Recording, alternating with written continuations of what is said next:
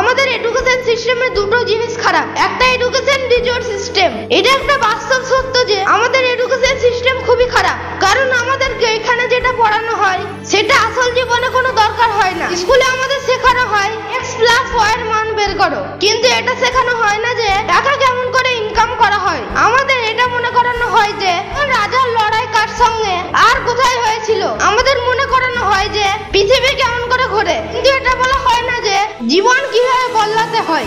আমরা ডিগ্রি তো নিয়ে নিই, কিন্তু স্কিলের নামে কিছু থাকে না। আমরা সার্টিফিকেট তো পেয়ে যাই, কিন্তু কনফিডেন্স পাই না।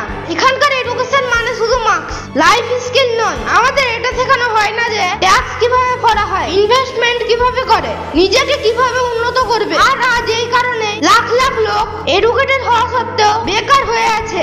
আসল এডুকেশন ওটাই যা আমাদের জীবনযাপনের পদ্ধতি শেখায়, কিন্তু আফসোস যে আমাদের এডুকেশন শুধু ডিগ্রি বানানো ফ্যাক্টরি হয়ে গেছে। এই বিষয়ে আপনাদের কি মতামত কমেন্টে জানাবেন।